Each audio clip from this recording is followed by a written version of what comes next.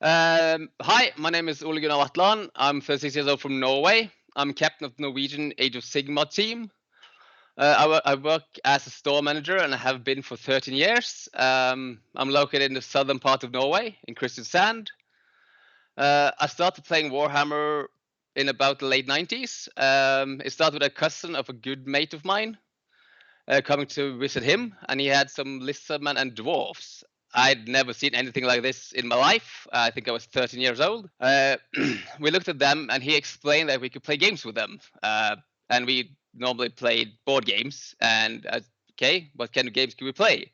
And hence I was introduced to Warhammer. That after that, we ordered our own. I started with Empire, and he started with said Lizardmen, and two other guys joined in with Dark Elf and High Elf. We usually mostly played on floors with bear cans as scenery, and yeah, as an Empire player, I now know that his board on the floor is about 7.5 inches long, which is very important when you're using a cannon and a mortar to snipe down everything he had. Not so fun for him though. After that, I took a small break during high school. I came back during uni and started to try out the competitive scene in, I think it was the late 7th edition through 8th edition. Went to my first Invasion tournament, which is the oldest tournament in Norway, in Kristiansand. After that, I came third, I think. I then talked to some guys from Oslo about ETC, but that was very hard to do if you weren't from Oslo, because you need to go to have a practice with them at least once a month. And as a student in Kristiansand, 6 hours away, that wasn't practical nor cheap. So instead, I kind of only went to local tournaments and ended up being a bit more of a collector and a painter than anything else during that time. I do, however, play computer games as competitive as I can during those times. And after that, end time games. In the computer games, I competed in Hearthstone quite high. I won a couple of bucks on that until all the Magic players found out that it was easier to make money off Hearthstone than of Magic, so they switched. So fair enough. Yeah, and after that, end times came. Many people switched to Warhammer Horse and Ninth Age. That wasn't anything for me, so I basically just bought every end times army I could, and me and my mates just had a blast playing end times, which apparently isn't quite common. Few people did that in Norway. My mate stopped playing after that because he loves the old world, and when Archeon just blew it up, that was the end for him. But I managed to find a new group to play with when Age of Sigmar launched, which is super nice. Among them, I'm kind of the only competitive player, but they usually play with good lists as well, but that's mainly because of me. Which is very fun. Try to help them as good as I can to play against my stupid lists, because it's no fun. I don't know why they keep playing with me though, but it must be because I'm a nice guy, because if not, they would have stopped playing for a long time ago. So, because when I bought 80 Sentinels, I think that says about it. When you, Rob, did the logo show, a chatter said that the logo wasn't metal enough. So I just want to tell him that I'll play Warhammer with the drummer of God's Word, which is a big black metal band. So if that isn't metal enough, I don't know what is. So shout out to Kevin. The factions I mainly play now is 18. I used to. No, I'm kidding. I have 18 factions. I usually play Lumineth, Seraphon, and Fire Slayers. I would like to say are the three main factions I'll play.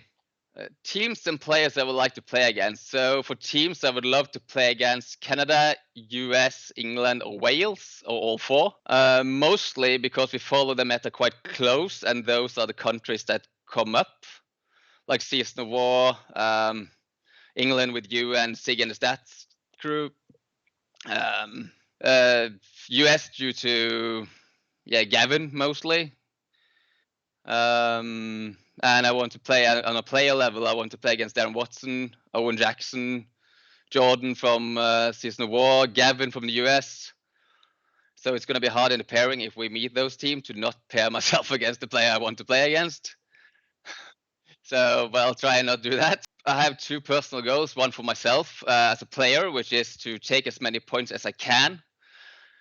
If my list will be the bus list, if you want, that's fine. I have no problem with that, but I'm going to take as many points as my list can. Always play to the clock stops or the turn 5 goes. Don't give up if you lose a model. Who cares? You can still go a double turn and win it back. On a captain level, it's mostly about doing the pairings correctly for everyone. Like do a good pairing process, do as well as I can with the pairing, because that will be important. To assess the information about the pairing process, we'll most likely gather the team afterwards, after day 1, see how we went, and get some feedback from them, because their feedback is valuable to how they went through the pairing, and also the setting up before the pairing, like doing all the homework about the lists and the players. And if you are more comfortable into playing into one faction, even you are down, it's better to give you that faction to play against than a faction you don't feel comfortable playing. So yeah, the team. We can start up with Geir. He's 45 years old. He's married, 2 kids. Works within management within IT. He's played board and strategy games his entire life. Started with miniature games at the end of the 7th edition. He played all through 8 with Dark Elf and Demons, which you can see the competitive part right there. Switched to Warm Horse in 2015, where he played Protectorate of Menoth and Legion of the Everblight. He's played iOS for the last 2 years. He likes 3rd edition a lot more than 2nd, and I think everyone does that. He likes to play movement armies and like question checking armies, like Idun Thiepkin. His all-time favorite is still Korn though, but you know, they need some help. He is also the manager of the biggest gaming club in Norway, 2D6, which is located in Oslo. And you are more than welcome to visit them. If you come, it's free beer all around. He loves to, like his own competitive level, he loves to compete, and is right now the highest ranked tournament player in Norway on the TSN stats. And he wants to stay there. I think he's in 16th now. He went down 2 slots from over the weekend. The last 2 years, he has won King in the North and TTB in Moss, and he came 2nd in Masters. After that, we have Benjamin. He also lives in Oslo, 38 years old, 3 kids, kindergarten, primary school age. Works with supply chain in Aker. He paints and plays Age of Sigmar as much as he can, mostly after the kids has gone to bed, and often after he should have been to bed as well. Plays strategy and board games since junior high, and played a little bit of Warhammer as well. Stopped during high school and didn't play it again until 20 years later. So he's just come back. He loved it massively and painted up both Stormcast and Iron Jaws during the autumn. But then he was tired of being shot at of, I'm guessing, sentinels. So he started with Idun Thiepkin as well. He's been a member of 2D6 since the spring of 21, and then he wanted to try and be a bit more competitive. Went to his first tournament, Norsammer. He was 1 loss away to get into the final against me and my 80 Sentinels. After the tournament, he left Idun Thiepkin because a lot of people in Oslo specifically picked them up. And he started his favorite faction, Soulblight Gravelords. And he took those to the Master Tournament that was about a month ago. He came in 3rd with those, so that's very good. The winner comes later, that's Stian. He's the next one. His ambition is to win as many matches as he can, but he loves his all-round list with a clear strategy and still keeping it flexible, which is Soulblight Gravelords have kind of every tool in the box. You just need to find them. And that's him. A great player, lovely player. Then you have Stian. He is old as dirt, as he says. Uh, he is one of the founding fathers of 2d6. He's played every game that you can play, basically. Factions he loves to play is everything aggressive. Right now we play Stormcast with the all lovely long strikes. He's been with the ETC VTC team now for 10 plus years. So I think most that goes to the international tournament scene knows him. He's written some stats down. He's been to over 200 tournaments in Norway, Sweden, Finland, Denmark, England, Ireland, Netherlands, France, Spain, Italy, Poland, Germany, Czechia, Switzerland, and the US. So he's been to more tournament countries than I've been to tournaments, so that's not bad. Notable victories and podium placements. He's ETC, UK GT, Dutch GT, Orlando GT, Baltimore GT, LA GT, the Swedish Masters, the Spanish Masters, and most lately the Norwegian Masters. So he has quite a belt. He converted to Age of Sigmar from Warhammer Hordes in August 2020. He has been to 6 notable tournaments in Norway, and he won 2 of them. This is quite good. King in the North, and lastly the Norwegian Masters. So congrats to him on that. Very good performance. Then we have Lasse. He started playing Warhammer Fantasy back in 1986. Yes, he is that old. Mainly Garage Hammer with a local group of friends. They dabbed in all Games Workshop games. He's played 40k, Necromunda, Epic, and so on. Discovered the tournament scene in Norway in the middle of the 90s, and was delighted to see that so many other people love the game he loves. The tournament at that time was mostly arranged by a club called by the club 2d6, and he's been a proud member of the club for many years now. He mainly played Empire in Warhammer Fantasy Battles until Games Workshop just ended the old world with a boof. Then, after a grieving period for his 100 of painted state troops, switched to Warhammer Hordes, as all of the other 2d6 players did. I met basically the same people as he did in Warhammer Fantasy Battles, so he was very happy with that.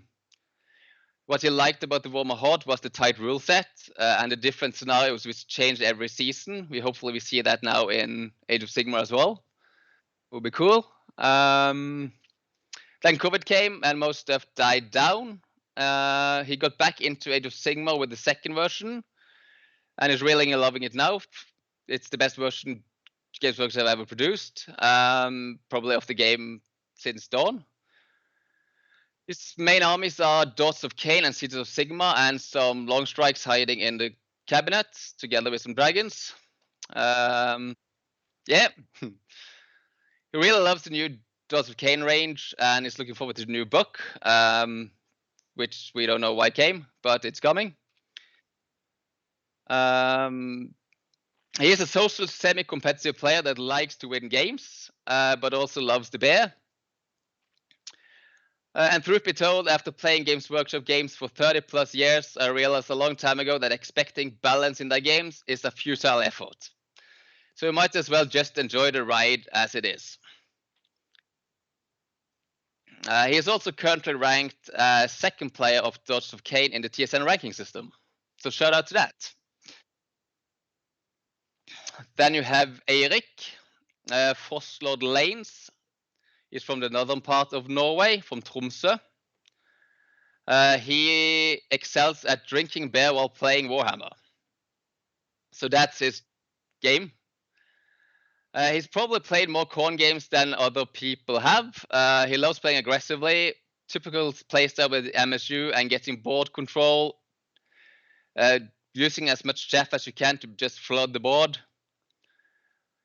Yeah, building a destruction army is also fun, like ogres and gargants. He hosts the northernmost tournaments, as far as we are aware of, King in the North. He's a very good player and often play dark horse lists. He won the best overall at North Summer Open 2020 with Korn, which is good. Very good what's it called? Very good for him. If he plays Warhammer, he's usually to find with a bear, and a tweet that said he's playing Warhammer with a bear in his hand. Then you have Christian. He is born in the 90s and a proud member of the 2D6 club. He's been wargaming for almost 20 years, last 10 years as a competitive player. He played Warhammer Fantasy until the end times, then started with Warhammer Hordes after that. He is the Warhammer Horde WTC winner of 2019 with the Norwegian team Moonin. He started Age of Sigmar and Iron at Deep King during the pandemic, as seen by many of the other 2D6 members. List building is his favorite part of the hobby aspect, and he is a control denial player that likes Dark Horse list. Like when you saw the triple Eidolon list come out of Norway suddenly, that's one of his doing. And he has a lot of other takes on those.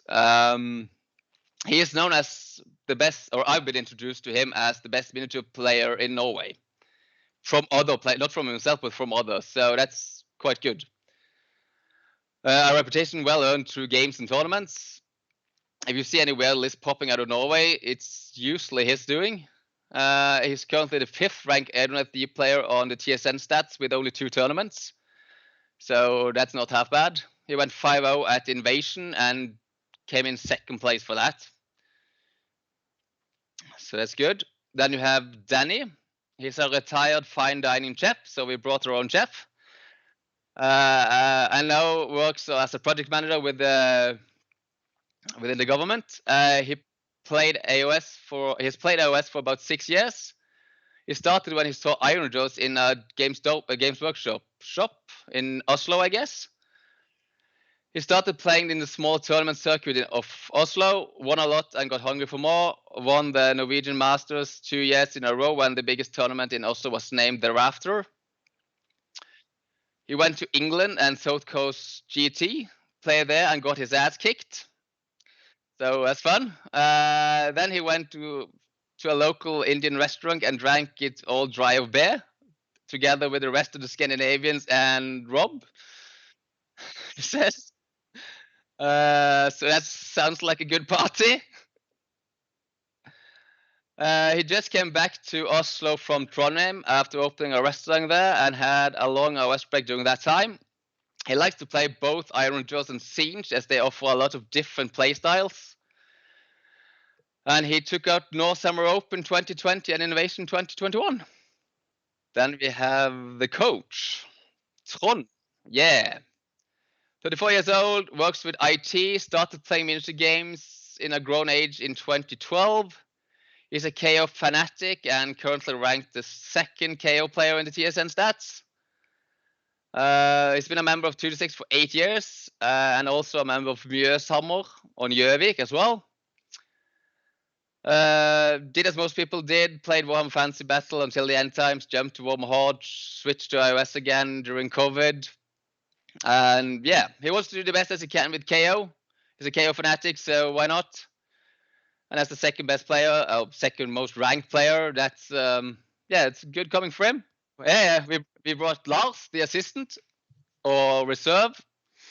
He's an old bloke of 47 years old, which has grown up all over Europe.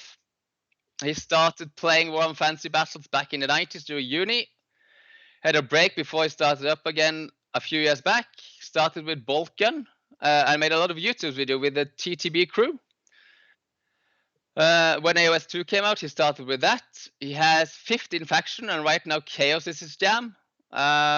He likes Scenes and Legion right now, as they are sailing up as probably the best Chaos armies right now. Nurgle is a good alternative as well for him, but he hasn't been comfortable with the new book, which is fair. It plays a bit different than the old one. He also plays a lot of Destruction with Sons and Ogres and had a long period with Servaphon as well. He's a member of 2 clubs, both 2D6 and TTB. TTB is his old and main club and still closest to his heart. And 2D6 is the club he currently plays with. So how we put the team together? As of now, right now it's me and Geir that has the responsibility for the team selection in 2021. That will probably not change drastically for 2022.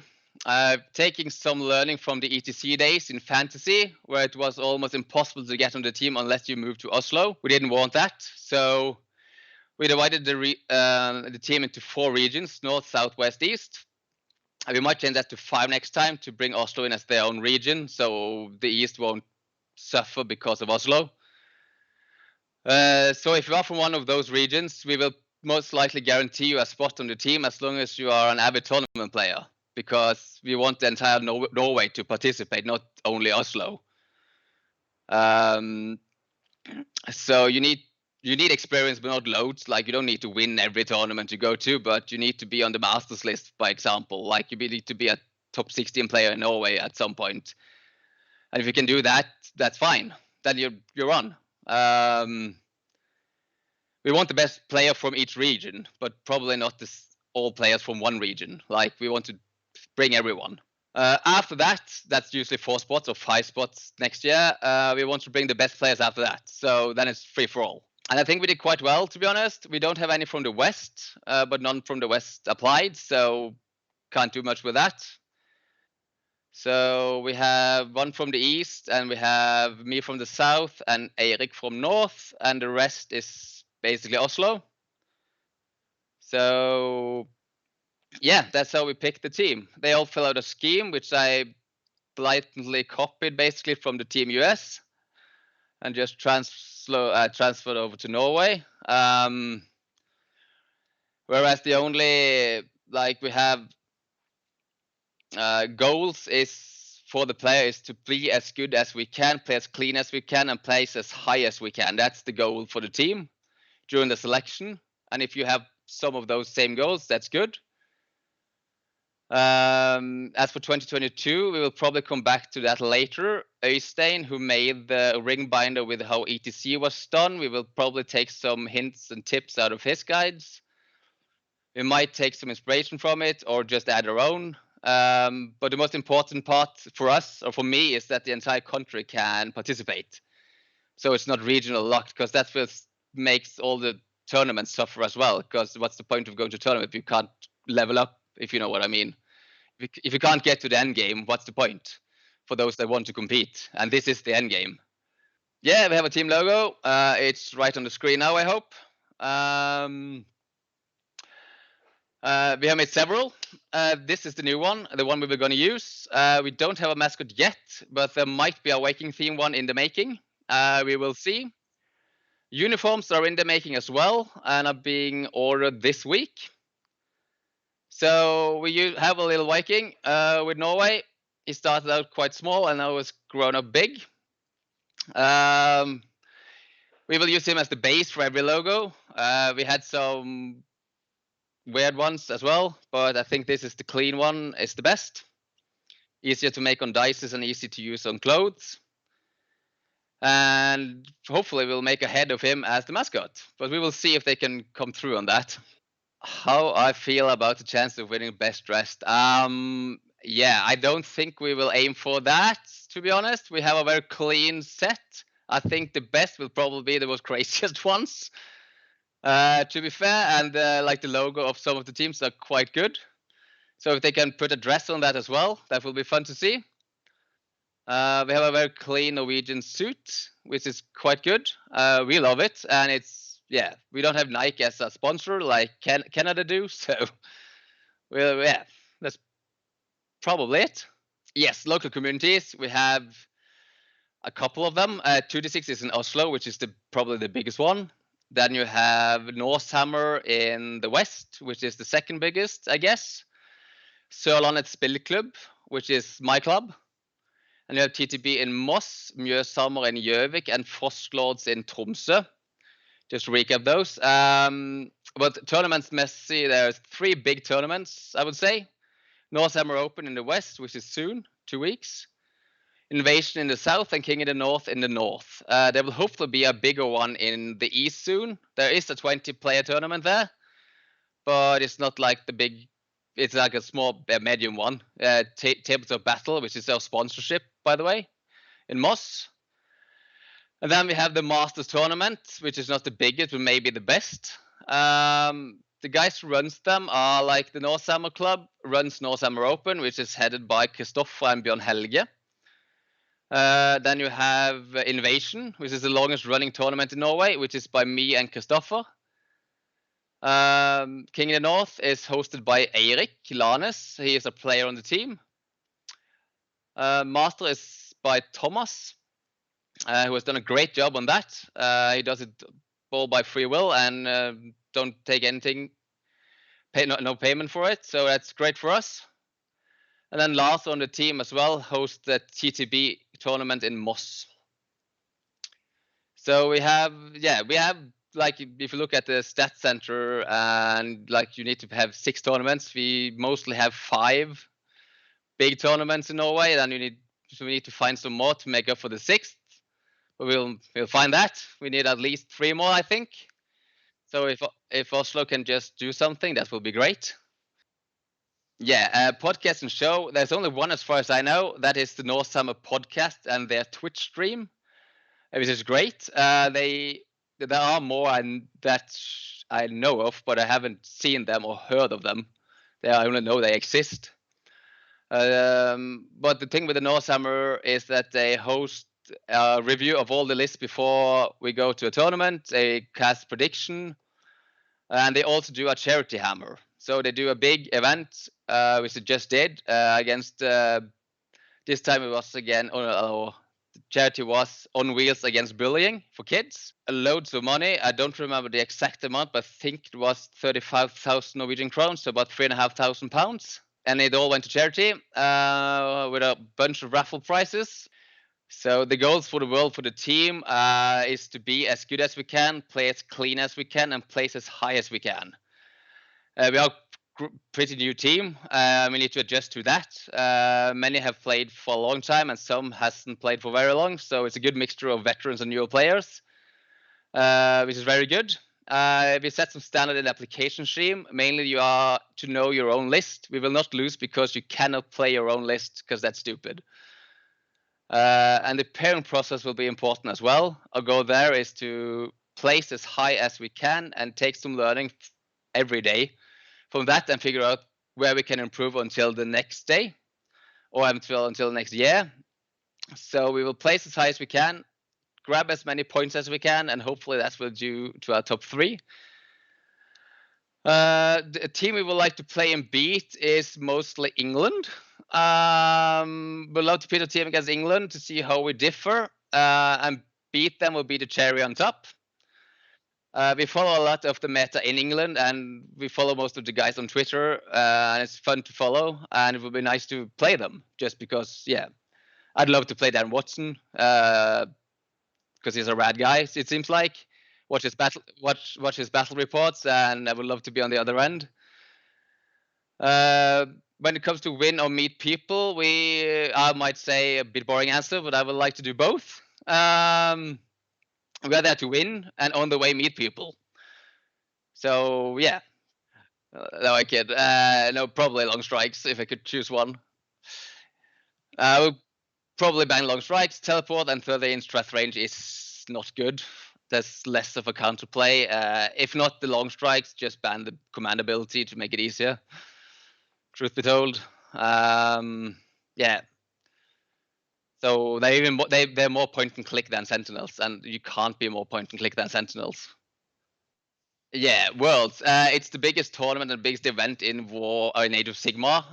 Why people should tune in is to see Age of Sigmar played at the highest level possible. It should be an enjoyment to watch. We have the best commentator team on the scene, which should be great. That's you, by the way. And yeah, you will see some high quality Age of Sigmar games streamed.